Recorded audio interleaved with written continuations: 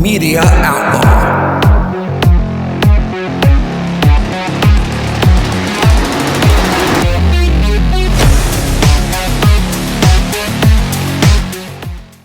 Hey everybody, literally kind of starting this video all over again, so let me just start from the beginning because I had a call interrupt. Hope you're doing well. I'm not a big fan of these recorded in the call type videos, but I'm on the way to dinner to see a friend I haven't seen in a while, and traffic here in Central Florida is, of course, nuts because it's near 5. So I figure I might as well do something somewhat useful besides listening to music or trying to find something on YouTube to listen to. So let's talk about the hearings that we've had so far. These are not the official hearings. They're kind of like preliminary hearings. And then, of course, they have the full set of hearings after the inauguration. So things will really begin to rev up next week, the week after. So as a preliminary start, we've seen Pete Hegseth, of course, who is nominated to be the head of DOD, and Pam Bondi, who is being put forth to be the future Attorney General. So I really want to talk about Pete, but I want to talk about Pam first because it's really an easy conversation to have. Basically, it comes down to this. Pam just kicked our asses. I mean, she just obliterated all of the Democrats in that hearing. This is what can happen when you know you've got the majority in the Senate and you pick somebody who is not only been in the public eye for a while, but is used to these types of situations. And so she has no fear. And it's easy to have no fear when you know you've got 52 or 53 votes in the pocket unless you completely screw it up. And she's been in this game way too long to do that.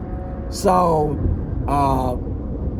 one of the best parts of the hearing yesterday for her was when she was being questioned by, I believe, the senators from Hawaii. Senator Hanono, I don't know her. She's from Hawaii. I can't say her name, and since I'm in the car, I'm not going to take the time to figure out how to say it correctly. But you know which one I'm talking about if you've seen anything in the news.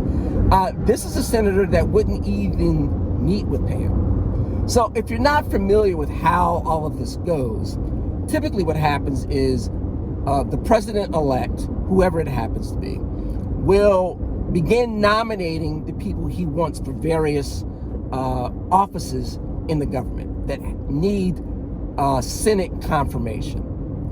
And of course, the Senate confirmation hearings are a big dog and pony show, but all of the real work happens long before that, as these candidates meet with each of the senators individually.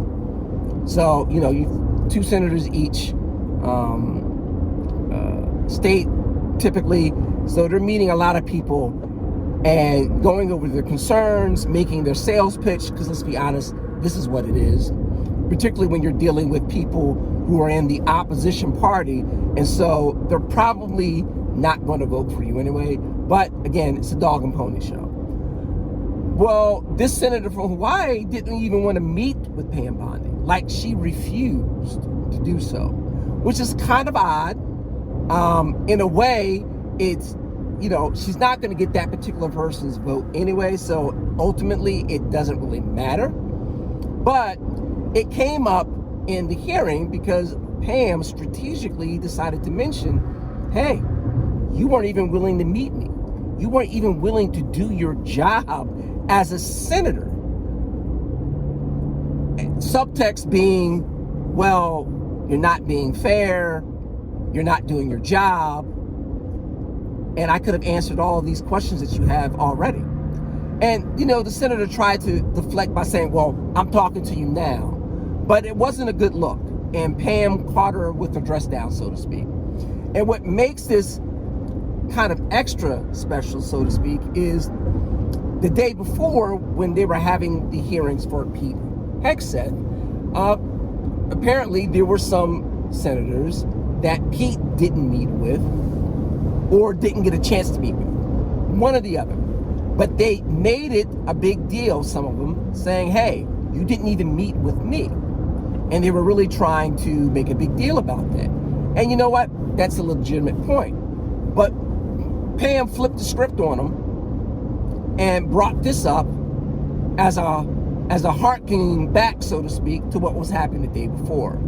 Very strategic, I don't know if she prepared that ahead of time. I mean, they do a lot of preparation for these things, so it wouldn't necessarily be outside the realm of possibility that she had prepared some zingers ahead of time, but it looked like she did it off the cuff.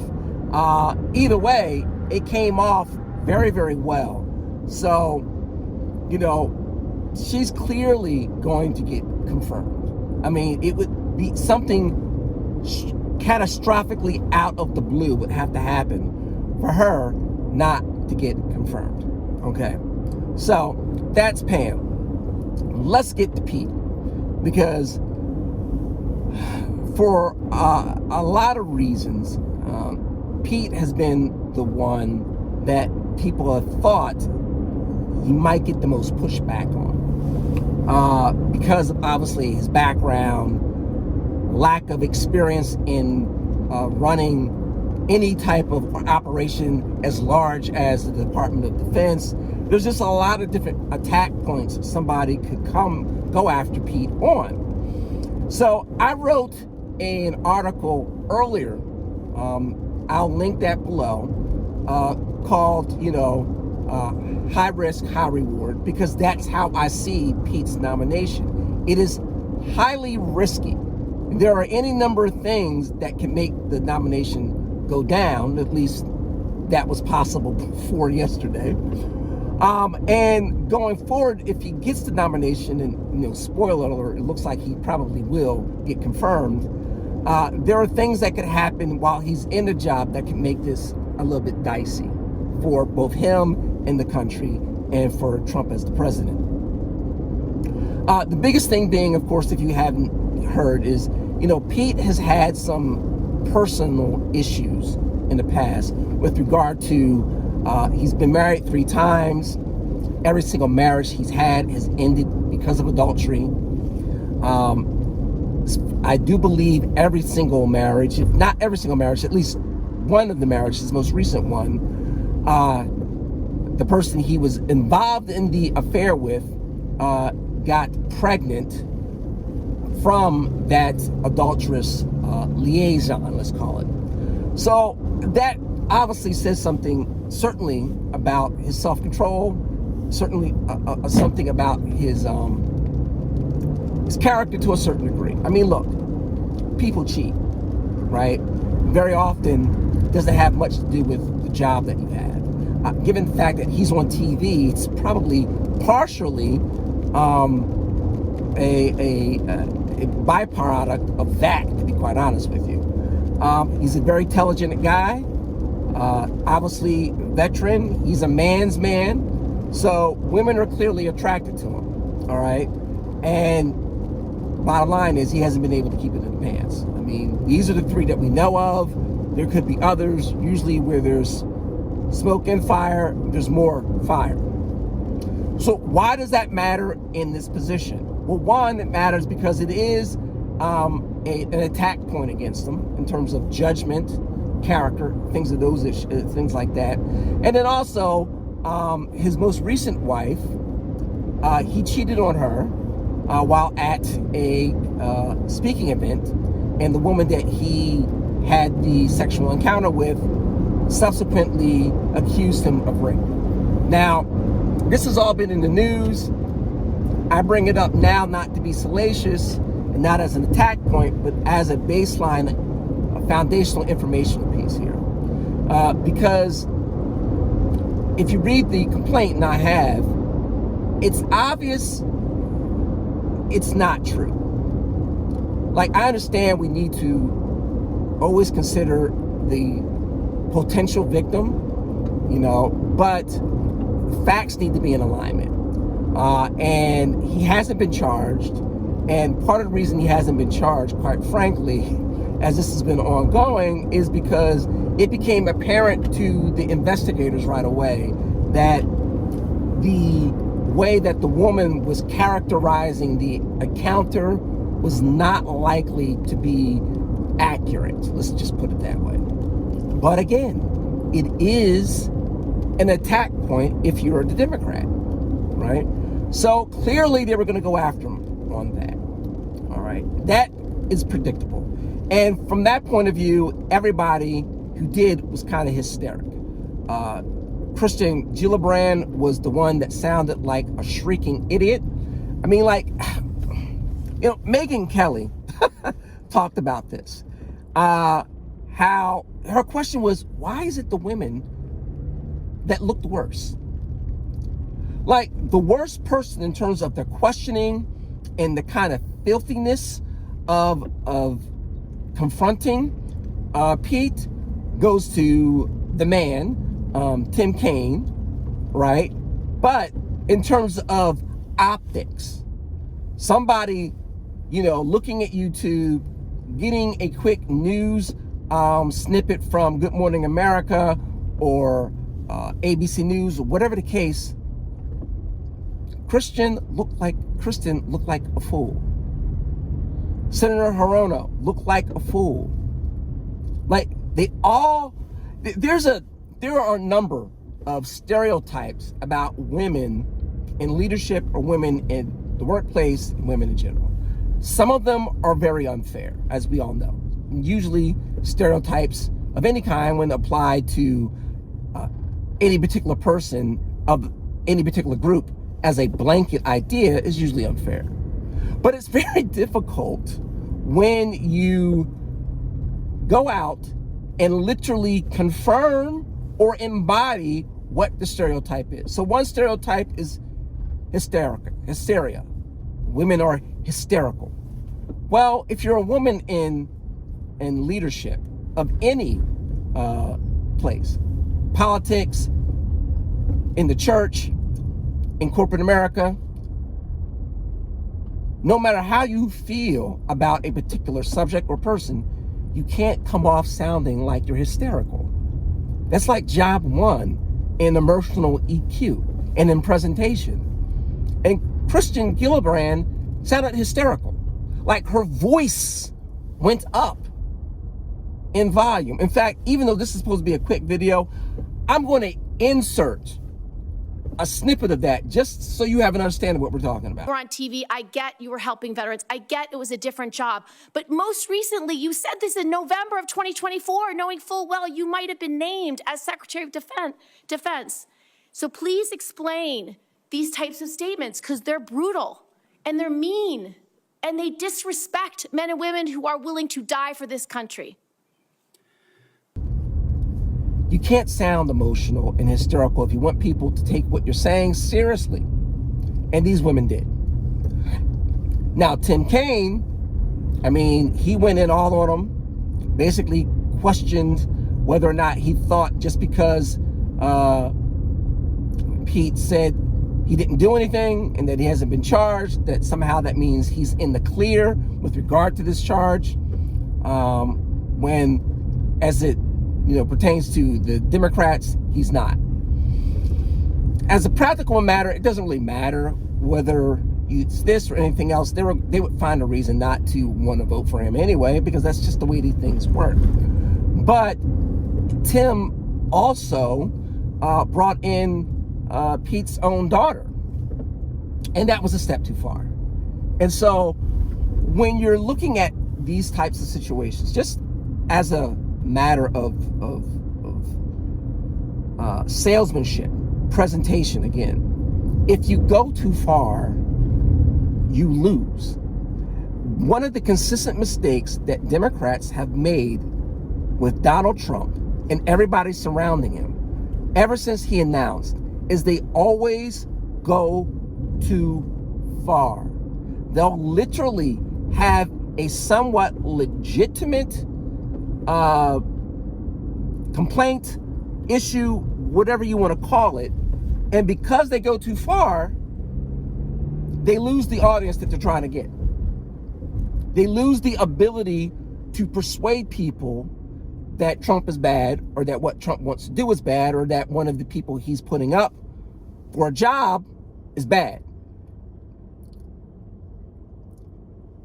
So, having said that, Elizabeth Warren had one decent question. She didn't follow up on it enough, and the rest of the Democrats let it kind of go over their heads. So let me describe what happened here. So, Pete, as a media personality, has been talking for a number of years about the things that the military and the Pentagon need to do in order to bring and keep America ready for any conflict. And it's not wokeness. It's not equity. It's not any of these things.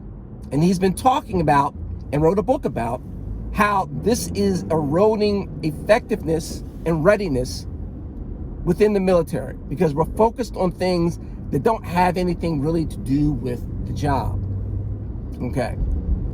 One of the other things that he's been talking about is some of the ways and some of the reasons that the Pentagon and the Department of Defense and the military have found themselves in a situation where they can't recruit, where they can't take top talent, where they can't pass a financial audit, where they're getting into conflicts that they shouldn't be in, and then losing those conflicts, literally.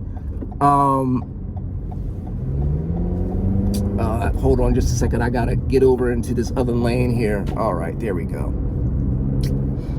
So he talks about this, and one of the things he talks about as well is this idea that, you know, what a lot of these people do is they head up these committees, end up being at the top of Pentagon, whatever the case, generals typically.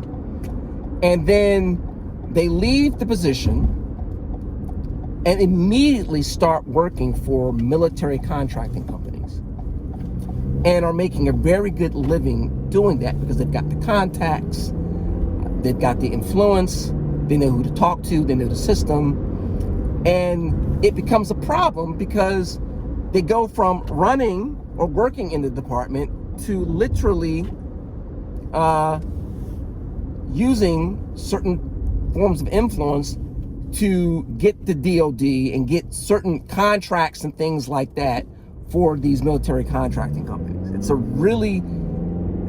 not a good look. So he's been saying that there should be a regulation, a law that states that generals and anybody who's running the DOJ, which is the position he's trying to get, keep that in mind, that's important.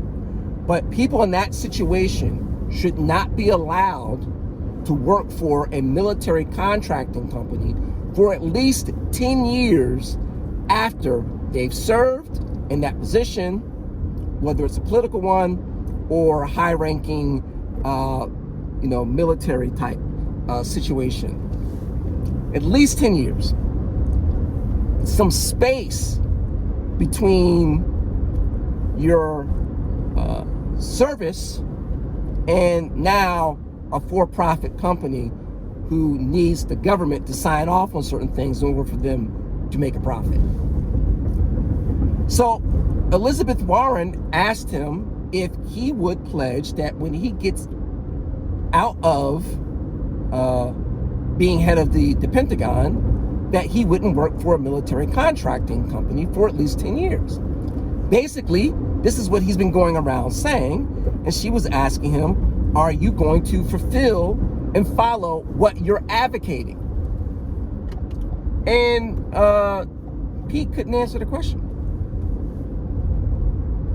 And she asked him again, yes or no. And Pete couldn't answer the question. He wouldn't answer the question. He avoided the question. Ultimately saying two things. Well, I'd have to look at the how it's set up, so to speak. Or, hey, well, I'm not a general.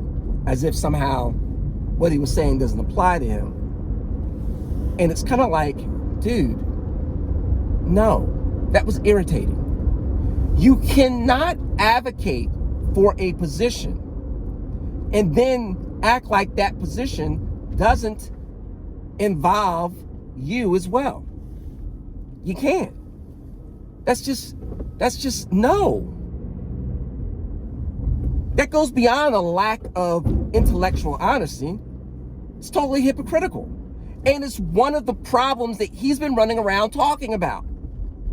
He's been talking about this mindset of people not doing the best thing for the government, for the position, because they want to enrich themselves. And then when asked if he would follow not enriching himself, he can't answer the question.